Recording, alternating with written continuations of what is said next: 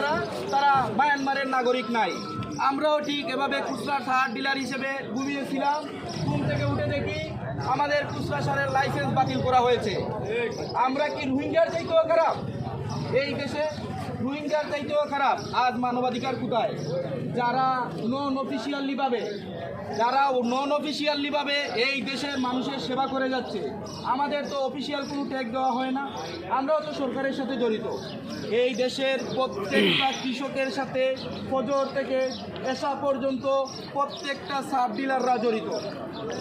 আমরা নোবেল জয়ী ডক্টর মোহাম্মদ ইউনূসকে জানতে চাই, আমরা ওনাকে বলতে চাই, এই বাংলাদেশ অনেক আশা করে আপনাকে এই চেয়ারে বসিয়েছে। আপনি মানবতায়, আপনি শান্তিতে নোবেল পেয়েছেন। আপনি মানবতা লঙ্ঘন করার জন্য যে সচিবালয়, যে মন্ত্রণালয়, যে বা যাদের প্রকাশনায় এই ধরনের প্রজ্ঞাপন জারি করা হয়েছে, তা অবিলম্বে বিলুপ্ত করার জন্য আমি আপনাকে উদাত্ত আহ্বান জানাচ্ছি। আপনি যে অবস্থায় আছেন, আপনি যে সম্মান নিয়ে আছেন, প্রত্যেকটা কৃষক, প্রত্যেক শ্রেণীর মানুষ আপনাকে সম্মান করে। আপনি এই খুচরা সার ডিলারদের বহাল রেখে আপনার প্রজ্ঞাপন জারি করুন। যারা দুর্নীতির সাথে জড়িত, বিসিআইসি, বিআরডিসি, তাদেরকে তদন্ত করে সঠিক তদন্তের মাধ্যমে আপনি ডিলারশিপ বাতিল করেন, আমাদের কোনো আপত্তি নাই। আপনি জানেন এই ৪৫,০০০ খুচরা সাব ডিলাররা, প্রত্যেকটা সাব ডিলার যারা বিসিআইসি এবং বিআরডিসির কাছ থেকে তাদের বরাদ্দের ৫০% সার পাওয়ার কথা, আমার মনে হয় না তার ১০% সারও সাব ডিলাররা পায়। যখন বিসিআইসি এবং বিআরডিসির গুদামে সার নামে উপসহকারী কৃষি কর্মকর্তারা তা তদন্ত করে কেমনে রিপোর্ট দেয়, তা আমাদের বোধগম্য নয়। আপনারা জানেন এই বাংলাদেশে বর্তমানে খাদ্য উৎপাদনের যে নিরলসভাবে প্রচেষ্টা করা যাচ্ছে, এই কৃষক এবং সাব ডিলাররা তার সবথেকে বড় অবদান রেখে যাচ্ছে। আমাদের যদি আপনাদের এই বাংলাদেশের নতুন করে নীতিমালা প্রণয়ন করতে হয়, যে বিএডিসি ডিলারদেরকে সার ডিলারে রূপান্তর করা হয়েছে, যারা রানিং ব্যবসায়ী আছে তাদের সাথে সমন্বয় করে ডিলার বানানোর প্রয়োজন হলে আপনি এই খুচরা সার ডিলারদেরকে বিসিআইসি এবং বিএডিসির সাথে সমন্বয় করে সার ডিলার বাড়ান।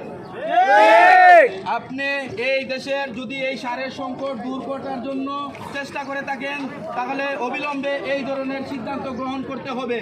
অন্যথায় বাংলাদেশ খুচরা সার ডিলার অ্যাসোসিয়েশন যে কোনো ধরনের পদক্ষেপ গ্রহণ করতে বাধ্য থাকবে।